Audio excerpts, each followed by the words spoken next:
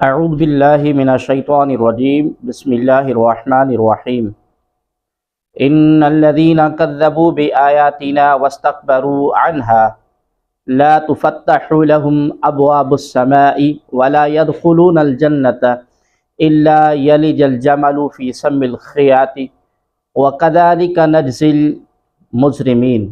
بے شک وہ لوگ جنہوں نے ہماری آیتوں کو جھٹلایا اور ان کے مقابلے میں تکبر کیا تو ان کے لیے آسمان کے دروازے نہ کھولے جائیں گے اور جنت میں داخل نہ ہوں گے حتیٰ کہ سوئی کے سوراخ میں اونٹ داخل ہو جائے۔ ان الذین کذبوا بآیاتنا، بے شک وہ لوگ جنہوں نے ہماری آیتوں کو جھٹلایا۔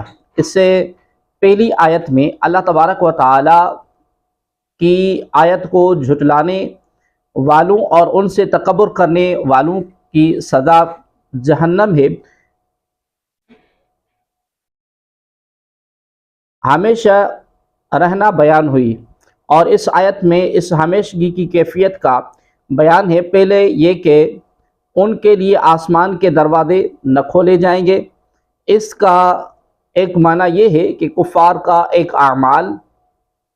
کے اعمال اور ان کی ارواح کے لیے آسمان کے دروازے نہیں کھولے جائیں گے، کیونکہ ان کے اعمال و ارواح دونوں خبیث ہیں۔ حضرت عبداللہ بن عباس رضی اللہ تعالی عنہما نے فرمایا کہ کفار کی ارواح کے لیے آسمان کے دروازے نہیں کھولے جاتے اور مومنین کی ارواح کے لیے کھولے جاتے ہیں۔ ابن جریج نے کہا کہ آسمان کے دروازے نہ کافروں کے اعمال کے لیے کھولے جائیں گے نہ ارواح کے لیے، یعنی نہ زندگی میں ان کا عمل آسمان پر جا سکتا ہے، نہ موت کے بعد ان کی روح جا سکتی ہے۔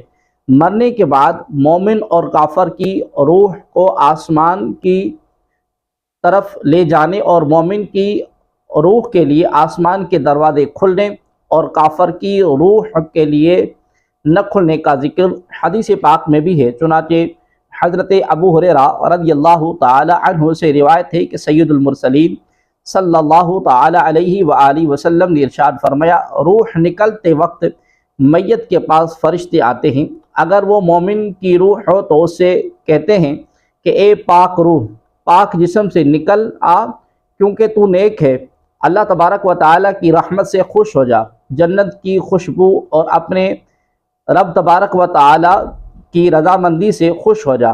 فرشتے روح نکلنے تک یہی کہتے رہتے ہیں۔ جب روح نکل آتی ہے تو اسے لے کر آسمان کی طرف چڑھتے ہیں۔ جب آسمان کے قریب پہنچتے ہیں تو آسمان کے فرشتے کہتے ہیں یہ کون ہے؟ فرشتے جواب دیتے ہیں فلاں شخص کی روح ہے۔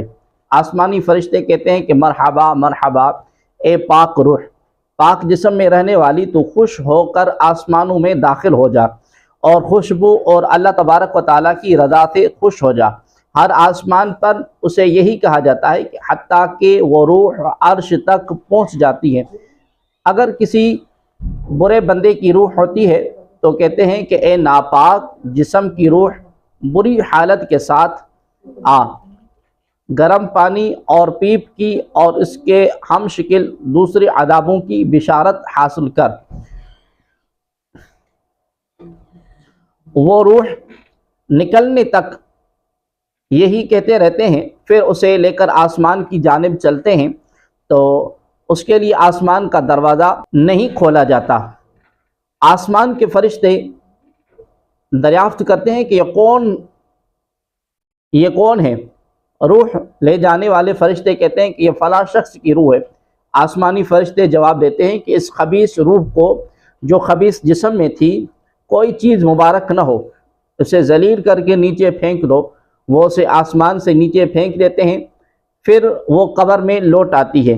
کفار کے لیے آسمان کے دروازے نہ کھولے جانے کا دوسرا معنی یہ ہے کہ وہ خیر و برکت اور رحمت کے نزول سے محروم رہتے ہیں۔ قرآن پاک میں ہے وَلَوْ أَنَّ أَهْلَ الْقُرَىٰ آمَنُوا وَاتَّقَوْا لَفَتَحْنَا عَلَيْهِمْ بَرَكَاتٍ مِّنَ السَّمَاءِ وَالْأَرْضِ وَلَٰكِن كَذَّبُوا فَأَخَذْنَاهُمْ بِمَا كَانُوا يَكْسِبُونَ۔ اگر وہ بستیوں والے ایمان لاتے اور تقوی اختیار کرتے تو ضرور ہم ان پر آسمان اور زمین سے برکتیں کھول دیتے، مگر انہوں نے جھٹلایا تو ہم نے انہیں ان کے اعمال کی وجہ سے عذاب میں گرفتار کیا۔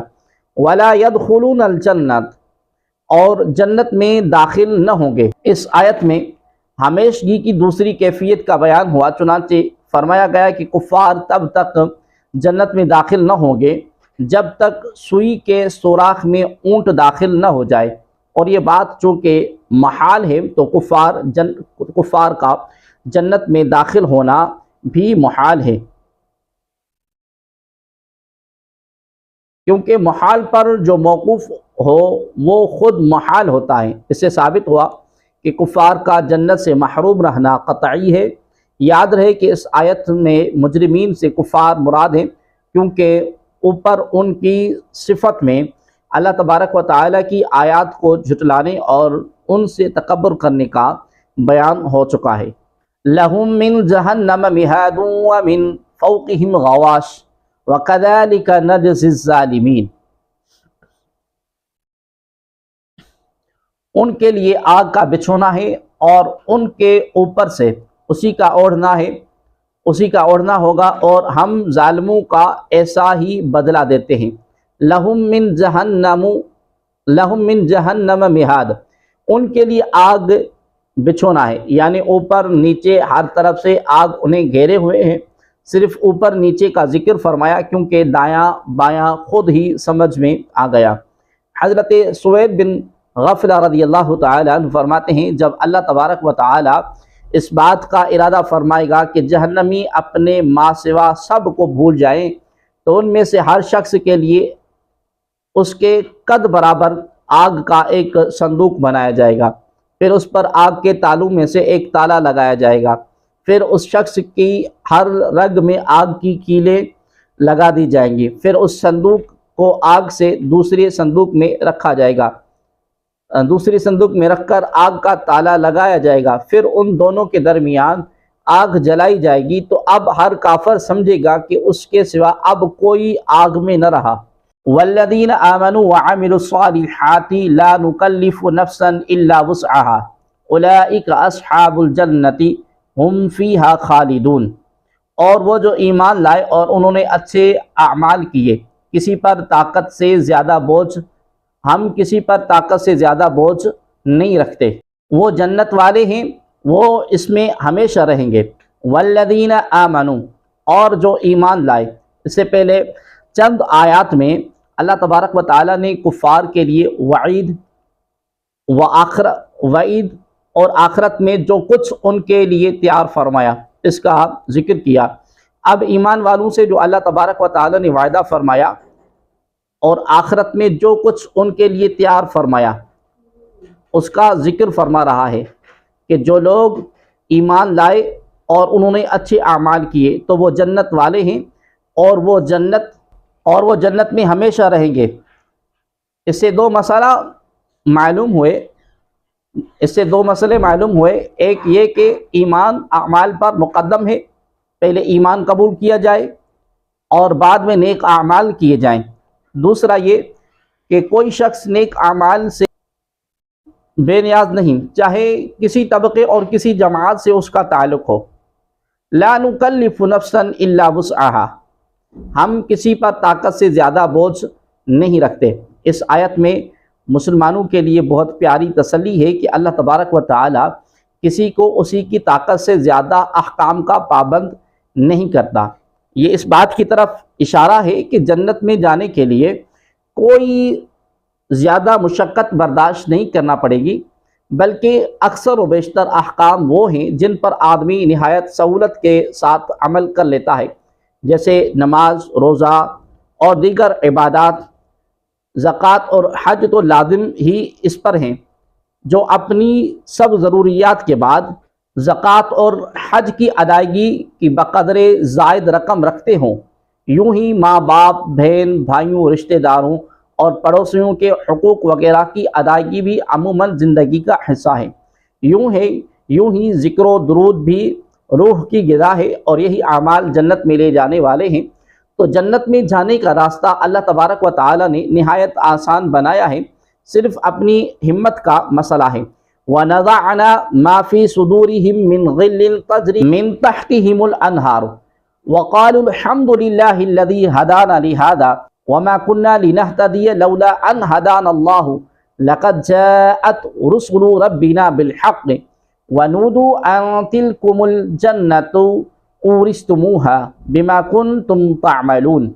اور ہم نے ان کے سینوں سے بغض اور کینہ کھینچ لیا، ان کے نیچے نہریں بہیں گی اور وہ کہیں گے تمام تعریفیں اللہ تبارک و تعالیٰ کے لیے ہیں جس نے ہمیں اس کی ہدایت دی، اور ہم ہدایت نہ پاتے اگر ہمیں ہدایت نہ دیتا۔ بے شک ہمارے رب کے رسول حق لائے اور انہیں ندا کی جائے گی کہ یہ جنت ہے، تمہیں تمہارے اعمال کے بدلے میں اس کا وارث بنا دیا گیا۔ وَنَزَعْنَا اور ہم نے کھینچ لیا۔ اللہ تبارک و تعالی نے جنتیوں اور جہنمیوں کے درمیان کیسا پیارا تقابل بیان فرمایا کہ ان کے نیچے آگ کے بچھونے تھے اور ان کے محلات کے نیچے نہریں جاری ہوں گی، ان کے گروہ ایک دوسرے پر لعنت کرتے رہے تھے، اور ان جنتیوں کے دلوں سے اللہ تبارک و تعالی نے کینے کو نکال دیا اور سب پاکیزہ دل والے ہوں گے۔ نہ تو دنیاوی باتوں کا کینہ ان کے دل میں ہوگا اور نہ ہی جنت میں ایک دوسرے کے بلند مقامات و حالات پر حسد کریں گے، بلکہ سب پیار اور محبت سے رہ رہے ہوں گے۔ اس سے معلوم ہوا کہ پاکیزہ ہونا جنتیوں کی وصف ہے، اور اللہ تبارک و تعالیٰ کے فضل سے امید ہے کہ جو یہاں اپنے دل کو بغض اور کینہ اور حسد سے پاک رکھے گا، اللہ تبارک و تعالیٰ قیامت کے دن اسے پاکیزہ دل والوں یعنی جنتیوں میں داخل فرمائے گا۔ جنت میں جانے سے پہلے سب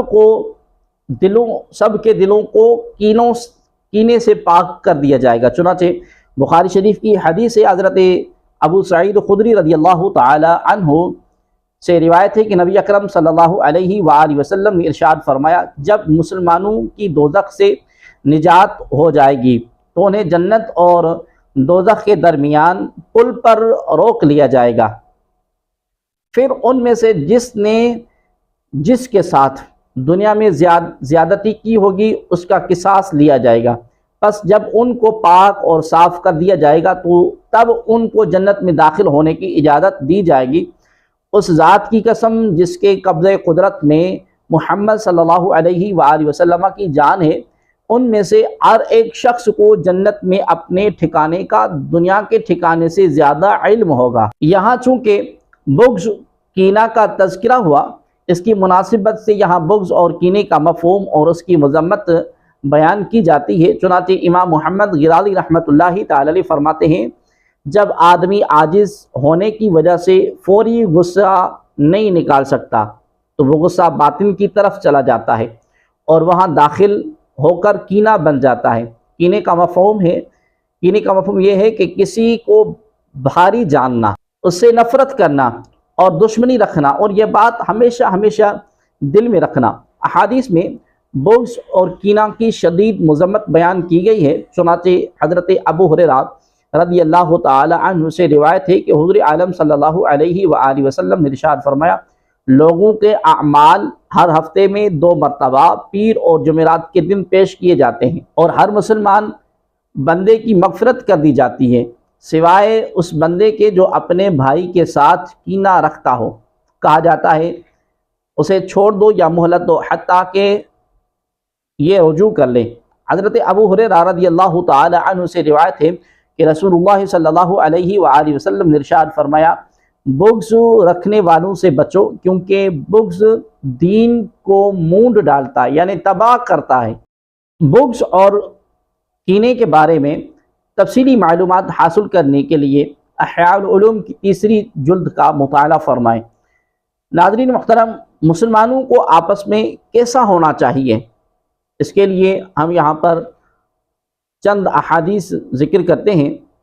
حضرت ابو موسیٰ اشعری رضی اللہ تعالی عنہ سے روایت ہے کہ رسول اللہ صلی اللہ علیہ وآلہ وسلم نے ارشاد فرمایا، ایک مسلمان دوسرے مسلمان کے لیے عمارت کی طرح ہے، جس کا ایک حصہ دوسرے کو مضبوط کرتا ہے۔ پھر آپ نے ایک ہاتھ کی انگلیاں دوسرے ہاتھ کی انگلیوں میں داخل فرمائیں، یعنی جس طرح یہ ملی ہوئی ہیں مسلمانوں کو بھی اسی طرح ہونا چاہیے۔ حضرت نعمان بن بشیر رضی اللہ تعالی عنہ سے روایت ہے کہ رسول اللہ صلی اللہ علیہ وآلہ وسلم نے ارشاد فرمایا، مسلمانوں کو آپس میں دوستی اور رحمت اور شفقت کی مثال جسم کی طرح ہے۔ آپس میں دوستی اور رحمت اور شفقت کی مثال جسم کی طرح ہے۔ جب جسم کا کوئی عضو بیمار ہوتا ہے تو بخار اور بے خوابی میں سارا جسم اس کا شریک ہوتا ہے۔ حضرت ابو ہریرہ رضی اللہ تعالی عنہ سے روایت تھی کہ سرکار عالی وقار صلی اللہ علیہ وآلہ وسلم نے ارشاد فرمایا، تم میں اچھا وہ شخص ہے جس سے بھلائی کی امید ہو اور جس کی شرارت سے امن ہو، اور تم میں برا وہ شخص ہے جس سے بھلائی کی امید نہ ہو اور جس سے شرارت سے امن نہ ہو۔ حضرت انس رضی اللہ تعالی عنہ سے روایت ہے کہ رسول اللہ صلی اللہ علیہ وآلہ وسلم نے ارشاد فرمایا، اس کی قسم جس کے ہاتھ میں میری جان ہے، بندہ مومن نہیں ہوتا جب تک اپنے بھائی کے لیے وہ پسند نہ کرے جو اپنے لیے پسند کرتا ہے۔ حضرت انس رضی اللہ تعالی عنہ سے روایت ہے کہ رسول اکرم صلی اللہ علیہ وآلہ وسلم نے ارشاد فرمایا، گفتگو کرتے وقت اچھے طریقے سے بات کرنا، جب کوئی گفتگو کرے تو اچھے انداز میں اس کی بات سننا، ملاقات کے وقت مسکراتے چہرے کے ساتھ ملنا اور وعدہ پورا کرنا مومن کے اخلاق میں سے ہیں۔ وقالوا الحمد للہ، اور وہ کہیں گے تمام تعریفیں اللہ تبارک و تعالیٰ کے لیے ہیں۔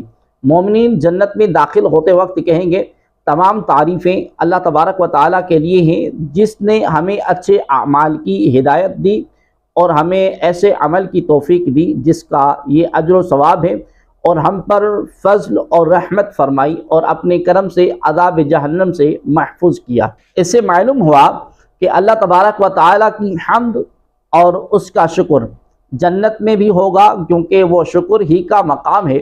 نیز یہ بھی معلوم ہوا کہ علم و عمل اور ہدایت کی توفیق اللہ تبارک و تعالیٰ کی عطا سے، لہذا کسی کو علم یا اچھے عمل کی توفیق ملے تو اللہ تبارک و تعالیٰ کی حمد کریں اور اسے اللہ تبارک و تعالیٰ کی توفیق جانیں۔ اس وجہ سے ہمیں بکثرت لا حول شریف پڑھنے کا فرمایا گیا، کیونکہ لا حول ولا قوت الا باللہ کا معنی ہے نیکی کی توفیق اور برائی سے بچنے کی طاقت نہیں مگر اللہ تبارک و تعالیٰ کی توفیق سے۔ وَنُودُوا أَن تِلْكُمُ الْجَنَّةُ أُورِثْتُمُوهَا، اور انہیں ندا کی جائے گی کہ یہ جنت میں تمہیں اس کا وارث بنا دیا گیا۔ مسلم شریف کی حدیث میں ہے کہ جب جنتی جنت میں داخل ہوں گے تو ایک ندا کرنے والا پکارے گا، تمہارے لیے زندگانی ہے، کبھی نہ مرو گے، تمہارے لیے تندرستی ہے، کبھی بیمار نہ ہوگے، تمہارے لیے عیش ہے، کبھی تنگ حال نہ ہوں گے۔ جنت کو دو وجہ سے میراث فرمایا گیا، ایک یہ کہ کفار کے حصے کی جنت بھی وہی لیں گے، یعنی کافروں کے ایمان لانے کی صورت میں جو جنتی محلات ان کے لیے تیار تھے وہ ان کے کفر کی وجہ سے اہل ایمان کو دے دیے جائیں گے، تو یہ گویا ان کی میراث ہوئی۔ دوسری یہ کہ جیسے میراث اپنی محنت اور کمائی سے نہیں ملتی، اسی طرح جنت کا ملنا بھی اللہ تبارک و تعالیٰ کے فضل و کرم سے ہوگا۔ اپنے اعمال تو ظاہری سبب ہوں گے اور وہ بھی حقیقتاً جنت میں داخلے کا سبب بنیں گے، بننے کے قابل نہیں ہوں گے، کیونکہ ہمارے اعمال تو ہیں ہی ناقص۔ یہ تو صرف سابقہ نعمتوں کا شکرانہ بن جائیں یا جہنم سے چھٹکارے کا ذریعہ بن جائیں تو بھی بہت ہے۔ ان کے بھروسے پر جنت کی طمع تو خود فریبی ہے۔ یہاں مفسرین نے ایک بہت پیاری بات ارشاد فرمائی، اور وہ یہ کہ جنتی جنت میں داخل ہوں گے تو کہیں گے اللہ تبارک و تعالیٰ کا شکر ہے جس نے ہمیں ہدایت دی، یعنی وہ اپنے عمل کی بات نہیں کریں گے بلکہ اللہ تبارک و تعالیٰ کے فضل کی بات کریں گے، اور اللہ تبارک و تعالیٰ فرمائے گا تمہیں تمہارے اعمال کے سبب اس جنت کا وارث بنا دیا گیا۔ گویا بندہ اپنے عمل کو ناچیز اور ہیچ سمجھ کر اللہ تبارک و تعالیٰ کے فضل پر بھروسہ کرتا ہے تو اللہ تبارک و تعالیٰ اپنے فضل سے اس کے ناقص عمل کو بھی شرف قبولیت عطا فرما کر قابل ذکر بنا دیتا ہے اور فرماتا ہے کہ تمہیں تمہارے اعمال کے سبب جنت دے دی گئی۔ یہاں مفسرین نے بحث فرمائی ہے کہ جنت میں داخلے کا سبب کیا ہے، اللہ تبارک و تعالیٰ کا فضل یا ہمارے اعمال؟ تو حقیقت یہی ہے کہ جنت میں داخلے کا سبب تو اللہ تبارک و تعالیٰ کا فضل ہی ہے، جیسا کہ قرآن پاک میں ہے فضلا من ربک ذالک هو الفوز العظیم، تمہارے رب کے فضل سے یہی بڑی کامیابی ہے۔ اور یہی مضمون حدیث مبارکہ میں بھی ہے، چنانچہ بخاری شریف میں حضرت ابو ہریرہ رضی اللہ تعالی عنہ سے روایت ہے کہ رسول اللہ صلی اللہ علیہ وآلہ وسلم نے ارشاد فرمایا، تم میں سے کسی شخص کو اس کا عمل جنت میں داخل نہیں کرے گا۔ صحابہ کرام رضوان اللہ علیہم اجمعین نے عرض کیا، یا رسول اللہ صلی اللہ علیہ وسلم، آپ کو بھی نہیں؟ ارشاد فرمایا، مجھے بھی نہیں، مگر یہ کہ اللہ تبارک و تعالی مجھے اپنے فضل اور رحمت میں ڈھانپ لے، بس تم اخلاص کے ساتھ عمل کرو اور میانہ روی اختیار کرو۔ البتہ بہت سی آیات میں اعمال کو جنت میں داخلے کا سبب قرار دیا گیا، تو دونوں طرح کی آیات اور احادیث میں تطبیق یہ ہے کہ جنت میں داخلے کا حقیقی سبب تو اللہ تبارک و تعالیٰ کا فضل ہے، لیکن ظاہری سبب نیک اعمال ہیں۔ وَنَادَى أَصْحَابُ الْجَنَّةِ أَصْحَابَ النَّارِ أَن قَدْ وَجَدْنَا مَا وَعَدَنَا رَبُّنَا حَقًّا فَهَلْ وَجَدْتُم مَّا وَعَدَ رَبُّكُمْ حَقًّا قَالُوا نَعَمْ فَأَذَّنَ مُؤَذِّنٌ بَيْنَهُمْ اللَّعْنَةُ اللَّهِ عَلَى الظَّالِمِينَ۔ اور جنتی جہنم والوں کو پکار کر کہیں گے، ہمارے رب نے جو ہم سے وعدہ فرمایا تھا ہم نے اسے سچا پایا، تو کیا تم نے بھی اس وعدے کو سچا پایا جو تم سے تمہارے رب نے کیا تھا؟ وہ کہیں گے ہاں، پھر ایک ندا دینے والا ان کے درمیان پکارے گا کہ ظالموں پر اللہ کی لعنت ہو۔ وَنَادَى أَصْحَابُ الْجَنَّةِ أَصْحَابَ النَّارِ، اور جنتی جہنم والوں کو پکار کر کہیں گے۔ آیت کا خلاصہ یہ ہے کہ جب جنتی جنت میں اور جہنمی جہنم میں چلے جائیں گے تو جنت والے جہنمیوں کو پکار کر کہیں گے، ہمارے رب تبارک و تعالیٰ نے جو ہم سے وعدہ فرمایا تھا اور رسولوں علیہ السلام نے جو فرمایا تھا کہ ایمان و اطاعت پر اجر و ثواب پاؤ گے، تو ہم نے اسے سچا پایا، کیا تم لوگوں نے بھی اس وعدے کو سچا پایا جو تم سے رب تبارک و تعالیٰ نے کفر اور نافرمانی پر عذاب کا وعدہ کیا تھا؟ وہ جواب میں کہیں گے ہاں، ہم نے بھی اسے سچا پایا۔ یہاں دوزخ والوں سے مراد کفار جہنمی ہیں، نہ کہ گنہگار مومن، کیونکہ جنتی مسلمان ان گنہگاروں کو تانا نہ دیں گے بلکہ ان کی شفاعت کر کے وہاں سے نکالیں گے، جیسا کہ حدیث پاک میں ارشاد ہوا۔ یہاں آیت میں مسلمانوں کے ساتھ اللہ تبارک و تعالی جل جلالہ کے اسی وعدے کی تکمیل کا بیان ہے جو قرآن پاک میں مذکور ہے۔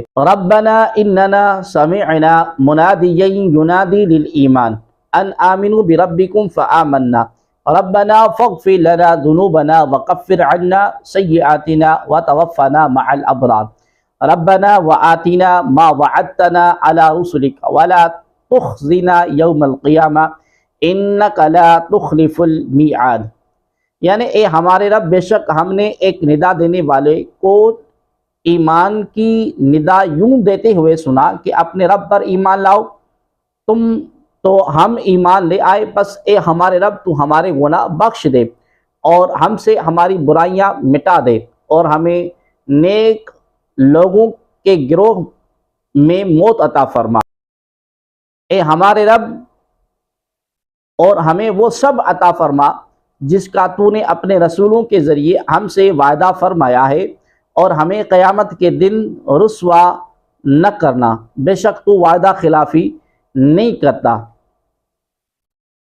فاستجاب لهم ربهم انی لا اضیع عمل عامل منکم من ذکر او انثى بعضکم من بعض فالذین هاجروا واخرجوا من دیارهم وعوذوا فی سبیلی وقاتلوا وقتلوا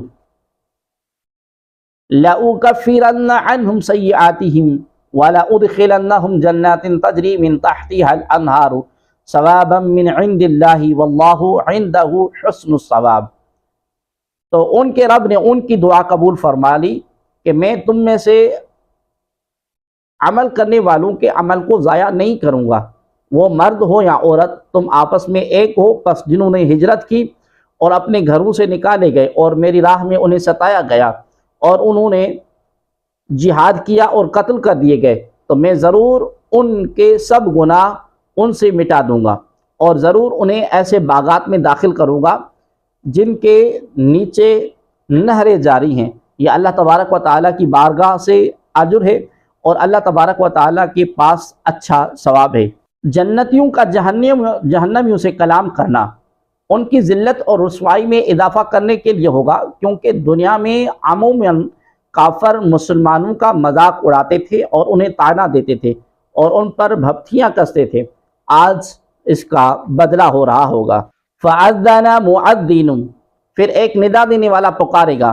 پکارنے والے حضرت اسرافیل علیہ السلام ہوں گے یا دوسرا فرشتہ جس کی یہ ڈیوٹی ہوگی، اور ظالمین سے مراد کفار ہیں، جیسا کہ اگلی آیت سے معلوم ہو رہا ہے۔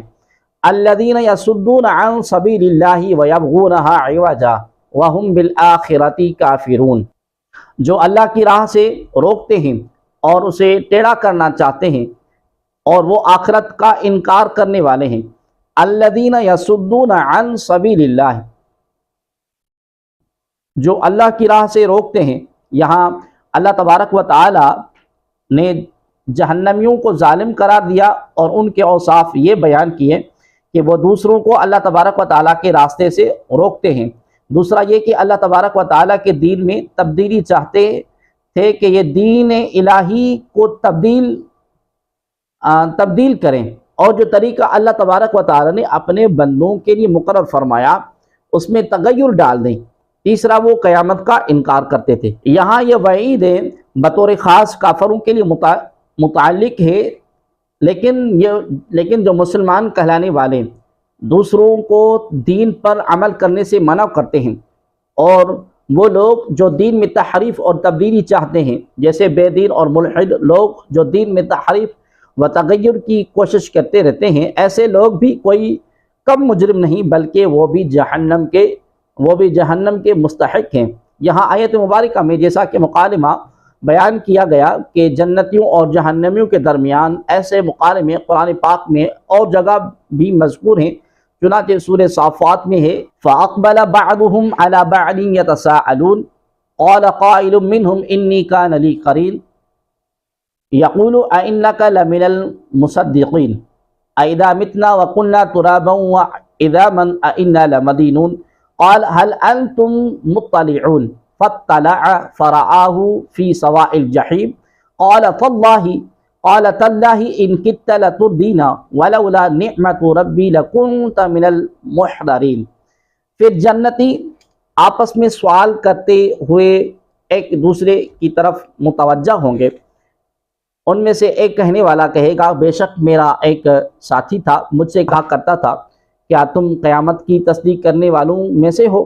کیا جب ہم مر جائیں گے اور مٹی اور ہڈیاں ہو جائیں گے تو کیا ہمیں جزا سزا دی جائے گی؟ جنتی دوسرے جنتیوں سے کہے گا کیا تم جہنم میں جھانک کر دیکھو گے؟ تو وہ جھانکے گا تو اپنے اس دنیا کے ساتھی کو بھڑکتی آگ کے درمیان دیکھے گا۔ وہ جنتی کہے گا خدا کی قسم قریب تھا کہ تو ضرور مجھے بھی گمراہ کر کے ہلاک کر دیتا، اور اگر میرے رب کا احسان نہ ہوتا تو ضرور میں بھی عذاب میں پیش کیے جانے والوں میں سے ہوتا۔ اسی طرح سورہ مدثر میں ہے کل نفس بما کسبت رہینہ الا اصحاب الیمین فی جنات یتساءلون عن المجرمین ما سلککم فی سقر قالوا لم نک من المصلین ولم نک نطعم المسکین وَكُنَّا نَخُوضُ مَعَ الْخَائِضِينَ وَكُنَّا نُكَذِّبُ بِيَوْمِ الدِّينِ حَتَّى أَتَانَا الْيَقِينَ۔ ہر جان اپنے کمائے ہوئے اعمال میں گروی رکھی ہے، مگر دائیں طرف والے باغوں میں ہوں گے اور پوچھ رہے ہوں گے مجرموں سے کون سی چیز تمہیں دوزخ میں لے گئی؟ وہ کہیں گے ہم نمازیوں میں سے نہیں تھے اور مسکین کو کھانا نہیں کھلاتے تھے اور بیوہ اور بےہودہ فکر والوں کے ساتھ بےہودہ باتیں سوچتے تھے، اور ہم انصاف کے دن جھٹلاتے رہے یہاں تک کہ ہمیں موت آئی۔ آیت کے آخر میں فرمایا کہ آخرت کا انکار کرتے ہیں، اس سے معلوم ہوا کہ کفر، عناد اور بدعملی بڑی وجہ قیامت کا انکار یا اسے بھلانا ہے۔ اگر بندے کے دل میں قیامت کا خوف ہو تو جرم کرنے کی ہمت ہی نہ کرے۔ اس لیے بزرگان دین نے روزانہ کچھ وقت موت، قبر اور قیامت کے متعلق غور فکر کرنے کا مقرر فرمایا کہ فکر دل کی دنیا بدل دیتی ہے، اور ایسی سوچ کے بارے میں فرمایا گیا کہ لمحہ بھر غور و فکر کرنا پوری رات قیام کرنے سے بہتر ہے۔ وَبَيْنَهُمَا حِجَابٌ وَعَلَى الْأَعْرَافِ رِجَالٌ يَعْرِفُونَ كُلًّا بِسِيمَاهُمْ وَنَادَوْا أَصْحَابَ الْجَنَّةِ أَنْ سَلَامٌ عَلَيْكُمْ لَمْ يَدْخُلُوهَا وَهُمْ يَطْمَعُونَ۔ اور جنت دوزخ کے درمیان میں ایک پردہ ہے، اور اعراف پر کچھ مرد ہوں گے جو سب کو ان کی پیشانیوں سے پہچانیں گے، اور وہ جنتیوں کو پکاریں گے کہ تم پر سلام ہو۔ یہ اعراف والے خود جنت میں داخل نہ ہوئے ہوں گے اور اس کی طمع رکھتے ہوں گے۔ وَبَيْنَهُمَا حِجَابٌ، اور جنت اور دوزخ کے بیچ میں ایک پردہ ہوگا۔ یہ پردہ اس لیے ہے تاکہ دوزخ کا اثر جنت میں اور جنت کا اثر دوزخ میں نہ آ سکے۔ اور حق یہ ہے کہ یہ پردہ اعراف ہے، کیونکہ یہ پردہ بہت اونچا ہوگا، اس لیے اسے اعراف کہا جاتا ہے، کیونکہ اعراف کا معنی ہے بلند جگہ۔ اس کا تذکرہ سورہ حدید میں بھی ہے، چنانچہ فرمایا کہ یوم یقول المنافقون والمنافقات للذین آمنوا انظرونا نقتبس من نورکم قیل ارجعوا وراءکم فالتمسوا نورا فضرب بینہم بسور لہم باب باطنہ فیہ الرحمۃ وظاہرہ من قبلہ العذاب۔ جس دن منافق مرد اور منافق عورتیں مسلمانوں سے کہیں گے کہ ہم پر بھی ایک نظر کر دو تاکہ ہم تمہارے نور سے کچھ روشنی حاصل کر لیں، کہا جائے گا تم پیچھے لوٹ جاؤ، وہاں نور ڈھونڈو۔ وہ لوٹیں گے تو اس وقت ان مسلمانوں اور منافقوں کے درمیان ایک دیوار کھڑی کر دی جائے گی، جس میں ایک دروازہ ہوگا جس سے جنتی جنت میں چلے جائیں گے۔ اس دروازے کے اندر کی طرف رحمت اور اس کے باہر کی طرف عذاب ہوگا۔ وَعَلَى الْأَعْرَافِ رِجَالٌ، اور اعراف پر کچھ مرد ہوں گے۔ یہ مرد کس طبقے کے ہوں گے، اس بارے میں اقوال مختلف ہیں۔ حضرت عبداللہ بن مسعود رضی اللہ تعالی عنہ فرماتے ہیں یہ وہ لوگ ہوں گے جن کی نیکیاں اور بدیاں برابر ہوں گی۔ وہ اعراف پر ٹھہرے رہیں گے، جب اہل جنت کی طرف دیکھیں گے تو انہیں سلام کریں گے، اور دوزخیوں کی طرف دیکھیں گے تو کہیں گے یا رب ہمیں ظالم قوم کے ساتھ نہ کر، پھر آخرکار جنت میں داخل کیے جائیں گے۔ ایک اور یہ ہے کہ جو لوگ جہاد میں شہید ہوئے مگر ان کے والدین ان سے ناراض تھے، وہ اعراف میں ٹھہرائے جائیں گے۔ ایک اور یہ ہے کہ جو لوگ ایسے ہیں کہ ان کے والدین میں سے ایک ان سے راضی ہو اور ایک ناراض، وہ اعراف میں رکھے جائیں گے۔ ان اقوال سے معلوم ہوتا ہے کہ اہل اعراف کا مرتبہ اہل جنت سے کم ہے۔ امام مجاہد رحمۃ اللہ تعالی علیہ کا قول یہ ہے کہ اعراف میں صلحاء، فقراء، علماء ہوں گے، اور ان کا وہاں قیام اس لیے ہوگا کہ دوسرے ان کے فضل شرف کو دیکھیں۔ اور ایک قول یہ ہے کہ اعراف میں انبیاء علیہ السلام ہوں گے، وہ اس مقام عالی میں تمام اہل قیامت پر ممتاز کیے جائیں گے، اور ان کی فضیلت اور رتبہ عالیہ کا اظہار کیا جائے گا تاکہ جنتی اور دوزخی ان کو دیکھیں اور وہ ان سب کے احوال، ثواب و عذاب کے مقتدا اور ثواب و عذاب کے مقدار اور احوال کا معائنہ کریں۔ ان قولوں پر اصحاب اعراف جنتیوں میں سے افضل لوگ ہوں گے، کیونکہ وہ باقیوں سے مرتبے میں اعلیٰ ہیں۔ ان تمام اقوال میں کچھ تناقض نہیں ہے، اس لیے کہ یہ ہو سکتا ہے کہ ہر طبقہ کے لوگ اعراف میں ٹھہرے جائیں گے، اور ایک کے ٹھہرانے کی حکمت جدا گانا اور ہر ایک کے ٹھہرانے کی حکمت جدا گانا ہوگی۔ یعرفون کلا بسیماہم، دونوں فریق کو ان کی پیشانیوں سے پہچانیں گے۔ دونوں فریق سے جنتی اور دوزخی مراد ہیں۔ جنتیوں کے چہرے سفید اور تر و تازہ ہوں گے، اور دوزخیوں کے چہرے سیاہ اور آنکھیں نیلی، یہی ان کی علامت ہے۔ حضرت عبداللہ بن عباس رضی اللہ تعالی عنہ فرماتے ہیں کہ اعراف والے جب جنتیوں کو دیکھیں گے تو ان کے چہروں کی سفیدی سے انہیں پہچان لیں گے، اور جب جہنمیوں کی طرف نظر کریں گے تو انہیں ان کے چہرے کی سیاہی سے پہچان لیں گے۔ اللہ تبارک و تعالیٰ کے فرما بردار بندوں کے بارے میں ارشاد باری تبارک و تعالیٰ ہے للذین احسنوا الحسنى وزیادۃ ولا یرہق وجوہہم قطر ولا ذلہ اولئک اصحاب الجنۃ ہم فیہا خالدون۔ بھلائی کرنے والوں کے لیے بھلائی ہے اور اس سے بھی زیادہ، اور ان کے منہ پر نہ سیاہی چھائی ہوگی اور نہ ذلت، یہی جنت والے ہیں، وہ اس میں ہمیشہ رہیں گے۔ اور کافر اور گناہ گار بندوں کے بارے میں ارشاد ہے والذین کسبوا السیئات جزاء سیئۃ بمثلھا وترہقہم ذلہ ما لہم من اللہ من عاصم کأنما اغشیت وجوہہم قطعا من اللیل مظلمہ اولئک اصحاب النار ہم فیہا خالدون۔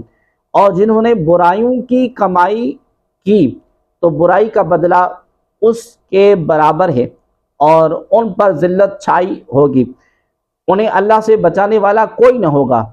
ان کے چہروں کو اندھیری رات کے ٹکڑوں سے ڈھانپ دیا گیا، وہی دوزخ والے ہیں، وہ اس میں ہمیشہ رہیں گے۔ اس آیت میں فرمایا گیا کہ اعراف والے جنتیوں کو پکاریں گے، جنت و جہنم میں لاکھوں میل کا فاصلہ ہے، لیکن اس کے باوجود ایک دوسرے کی آواز سن لیں گے۔ اسے معلوم ہوا کہ دور سے سن لینا کوئی ایسی بات نہیں جو مخلوق کے لیے ماننے سے شرک لازم آئے، کیونکہ شرک کی حقیقت دنیا اور آخرت کے اعتبار سے مختلف نہیں ہوتی۔ یعنی یہ نہیں ہو سکتا کہ دنیا میں ایک چیز شرک ہو لیکن قیامت میں وہ شرک نہ رہے۔ لہذا جو لوگ انبیاء اولیاء کے دور سے سننے کے عقیدے پر شرک کے فتوے دیتے ہیں انہیں غور کر لینا چاہیے، بلکہ قرآن پاک میں ہے کہ حضرت سلیمان علیہ السلام نے دور سے چیونٹیوں کی بات سن لی، چنانچہ فرمایا فَتَبَسَّمَ ضَاحِكًا مِّن قَوْلِهَا، چونٹی کی آواز سن کر سلیمان مسکرا دی۔